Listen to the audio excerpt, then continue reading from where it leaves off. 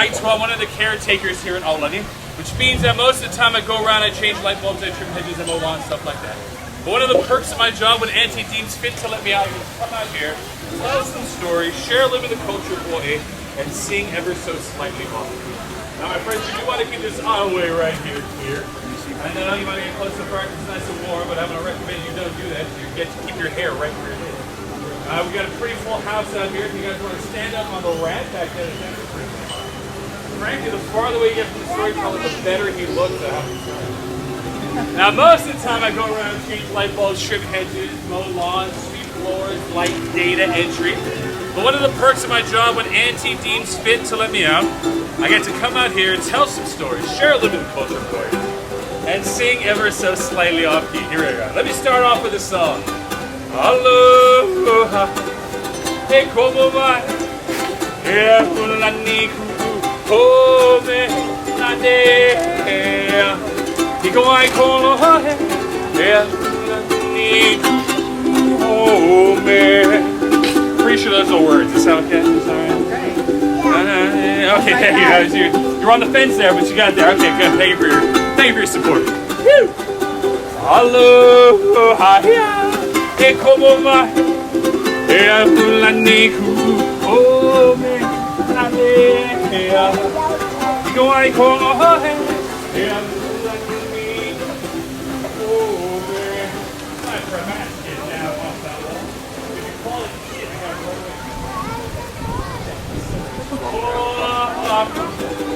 E Hawaii mai, e Aulani home ai. Kapua hana no home no Aulani home.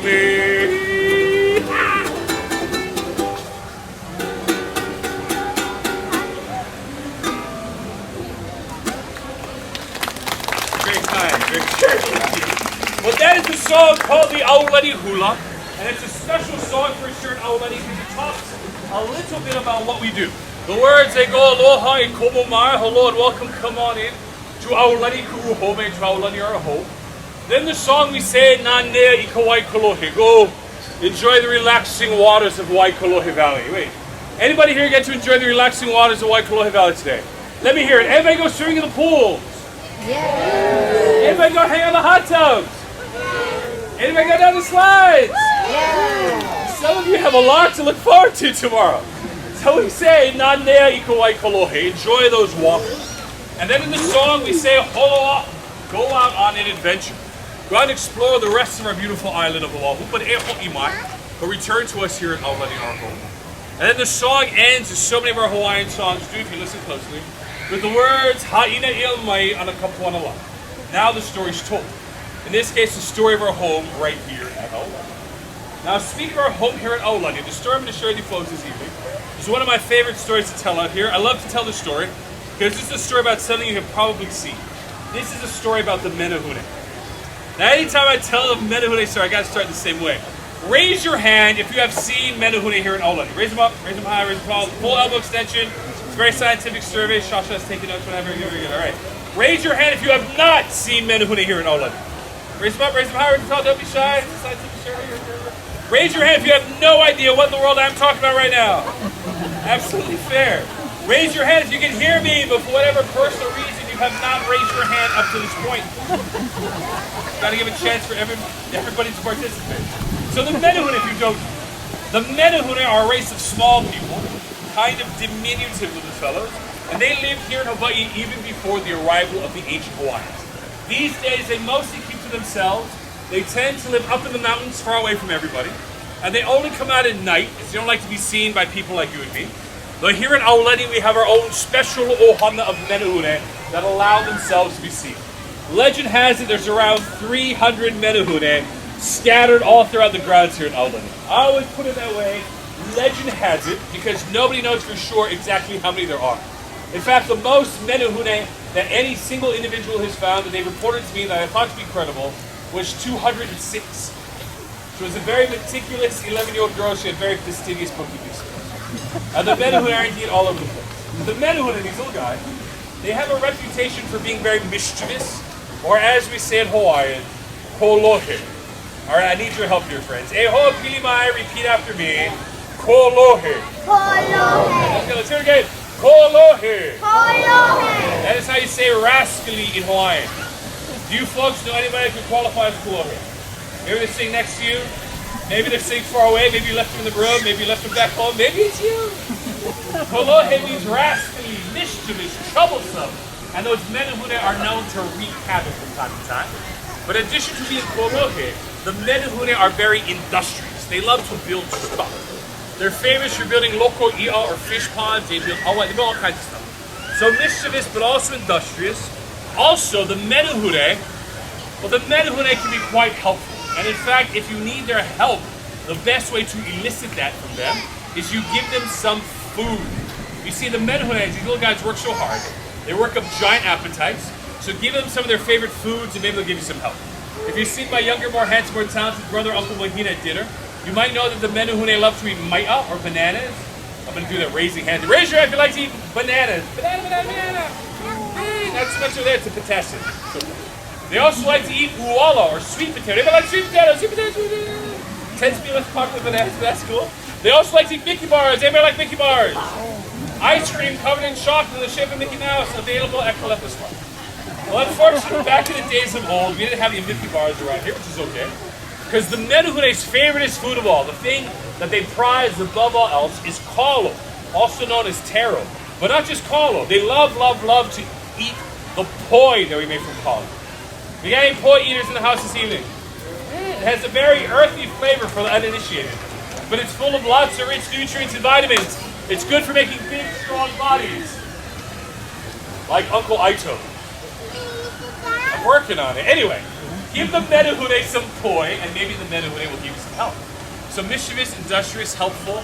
The menehune also have an interesting law that states that any project they undertake must be completed before the sun rises, before the first rooster crows. Yeah, you guys really are polite. Clearly that was a rooster. That's like a medium-sized asthmatic cow. What is a rooster sound? Let me hear a rooster sound together. Give it to me. Don't hold back. All right, here's the deal. I'm going to go through that part again. When I get to part of the rooster, everybody give me your best. All right,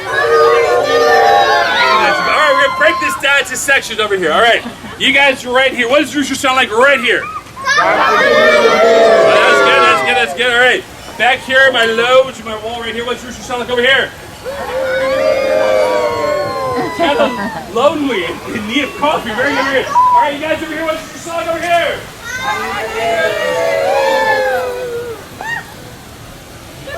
Shy rooster.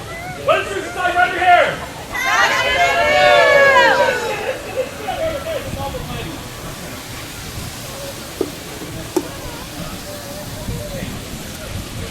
All right, here's the deal. I'm going to do it again. We're going to get to that part, everybody. Oh, I'm going to let you do it that time. We do it together. Sound beautiful.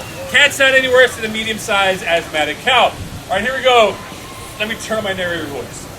Any project that the menehune undertake must be completed before the sun rises, before the first rooster crows.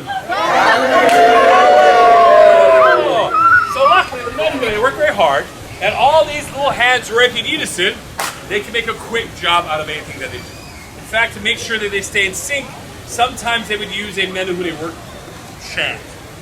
Are you folks ready to learn a menehune work chant? No, that's enough. That's like 3 people. Are you folks ready to learn a menehune work chant? Yes! Good, because otherwise it's a very, very short story. Let me demonstrate for you. It goes like this. It goes, ku-kulu, hanna, hanna. Ku-kulu, hanna, hanna. Yeah, let's break it down to its constituent parts. E hoa pili mai, repeat after me. Ku-kulu. Ku-kulu. Ku-kulu in Hawaiian means to build, but that's not really the important part. The important part is this next one. E hoa pili mai, repeat after me. Hanna. Hanna. Hanna. Hanna. Hana in Hawaiian means to work. And this is a call and response chant. So I'm going to say, ku, kulu, and you'll reply with? Hana. You got the theory down. Let's try it for real. Here we go. Kukulu, kukulu. Serious? Kukulu, kukulu. Kukulu, kukulu. Kukulu, kukulu. You guys kind of went low, kind of went high. Now this is a story that comes to us from Kauai, also the west of Australia. And this is a story about a small village, or a village that at least started small. You see the village is growing rapidly, getting bigger and bigger and bigger and bigger. There are lots of babies being born, there are lots of people marrying into the ohana. And the ali'i, the chief of the village, saw that he needed to do something to feed all of his new subjects. So what he decided he would do was he would grow more kalo. Now when you're growing kalo, also known as taro, you need to have a constant flow of cool, clean, fresh water. As kalo grows in flooded fields, in the mud underneath the water. And in order to get all this fresh water that he needed, the chief decided he would build a big river dam. Now this was a huge project, a giant undertaking. But one of the perks of being the ali'i, one of the good things about being chief, is that you don't have to do all the heavy lifting yourself. So he would have the kane, the men of the village, go out every day up into the mountain, where they would collect stones and hand them down the line. One man to the next, right on down till they got to the front. And when those stones got to the front of the line, the men weren't done yet. They had to chip away at those stones. Make sure each one fit nice and snug in that river dam wall. They chip away. Make sure each stone fit right to its spot to hold back all that water. As I said, it's a pretty big project.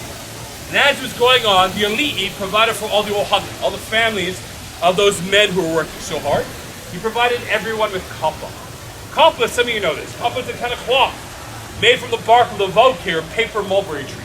We would use it back in the days of old to fashion clothing out of it, so that everybody could stay warm in the night and look stylish, like Uncle Aito. Doesn't always work that good. He would also provide everyone with food like ia or fish, so that everybody would have the sustenance they need to maintain their strength and keep on with all that hard work. So everybody in the village was well taken care of. Well, almost everybody. Everybody except for one ohana, the family of a man named Kepi. Now let me tell you folks about Kepi. Kepi, he was a very kind man, very happy guy, happy-go-lucky you might say, but a hard worker, not so much. I mean, he would go and he would work on that river dam project. Just maybe not every day like the other men of the village. Maybe more like every other day. Or every other. Every once in a while he'd go and he'd work. But when he did, he would work hard. Hana nui, as we say in Hawaiian. Big work. Yeah, that's not true. I just said he's not that hard to work with. Maybe not that hard, maybe kind of hard, maybe sort of hard, maybe not hard at all, to be honest. So his keiki, his kids, saw that they were being treated differently than everybody else. And they went to their father one night and they said, Makua, Daddy, all the other keiki, all the other kids in the village, they have new kapa tonight, Dad. We're kind of cold in our old beat-up kapa. All the other ohana, all the other families, they're eating ia tonight, Dad. They're eating fish. And we're so hungry. Kepi's wife put it to him rather more bluntly. She said, you lazy bones, you go work hard and you provide all the things that your family needs for a good life. So our man Kepi was stuck between a rock and a hard place. He needed to do something big, something spectacular, something amazing. And he needed to do it rather quickly to make up for all the work he hadn't done. But it felt like it was too big a project for just one man by himself. He felt like he might need to ask for some help. Can you folks think of anybody who could help out our friend KP? Little, industrious, previously mentioned the story. Shout it out. The what? The who? The Menehune. Yes. What's the best way to get those Menehune to help you out? You remember? Feed him and Dina. What's your favorite food of all? Poi. I love it when a plan comes quietly together. So that's what KP decided to do. He would make some poi for the Menehune. Now making poi is kind of involved in them. The first thing he had to do was he had to prepare an imu, an earthen oven.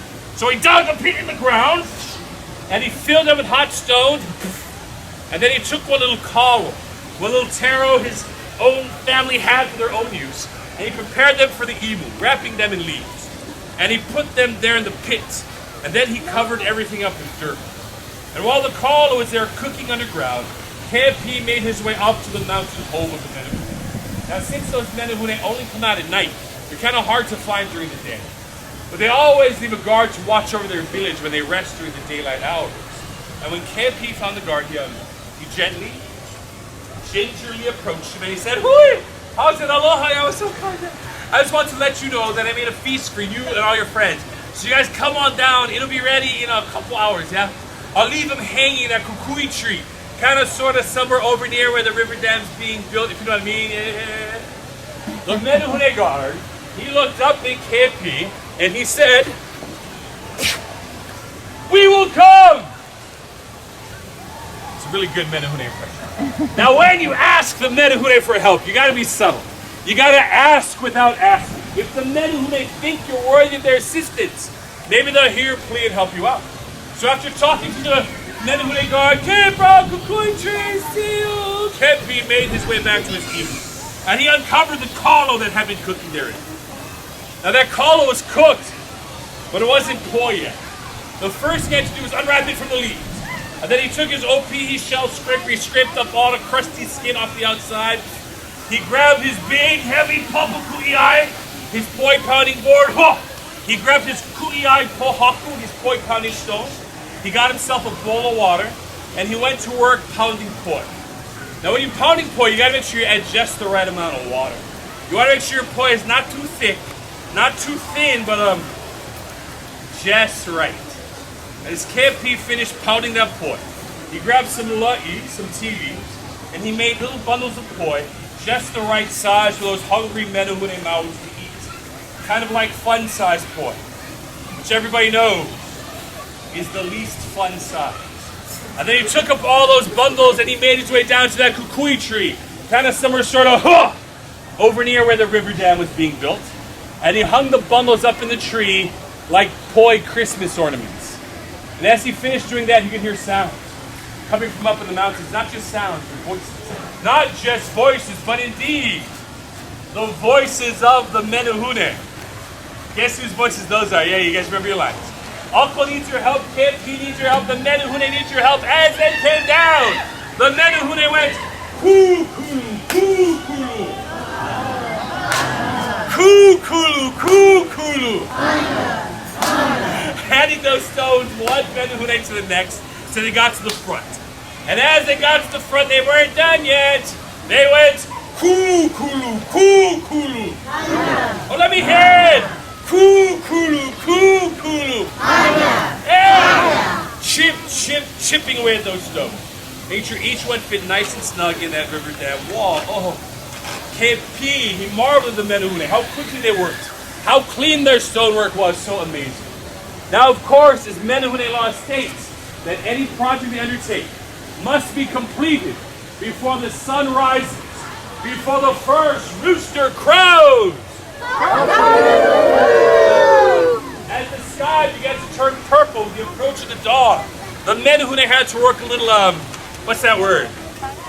Faster indeed! And they went, "Kukulu, kukulu. Kukulu, kukulu. Kukulu, kukulu. Kukulu, kukulu. Kukulu, kukulu. Choo-hoo!" I got a little carried away. As the sun peeked up over the horizon, the river dam was finished. KP watched as the Menehune made their way over to that kukui tree, gathered up all their bundles of poi, and made their way back up to their mountain home to enjoy their well-earned meal. And as the sun climbed higher and higher in the sky, the rest of the men of the village turned out ready for another hard day of work, only there didn't seem to be any work left to do. They touched it. It was real, but who'd done this? Complete this huge project in just one night. Well, just then, the elite, the chief of the village arrived, and surveying the work that had been done, he said, "Ooh!" That's what the elite sound like tonight. "Ooh, this must be the work of the Menehune. But who was it that asked for their help?" And in the back of the crowd, KP timidly came forward and said, "Oh, I'm sorry, sir, no disrespect. Yeah, I just want to say I'm sorry for all the work I never done. And to make up for it, I made a little snack for the Menehune, if you know what I mean." Yeah. The elite looked down at KP and said, "By asking the Menehune for their help, you've helped the entire village. Now we will have all the fresh water we need to grow all the kalo we need for a long time to come. And that night, KP and his family were the nicest, newest, warmest, most stylish couple. And they ate the freshest, most delicious fish. You see, it's never too late to make a wrong right, as long as you know how to ask for help. Eamako, we are the Menehune. Eamako, we live up in the mountains. Eamako, we work until we're gone, then we're gone, then we're gone, then we're gone. Mahalo nui ohana. Thank you so much for letting me join you here in the circle of Aulani.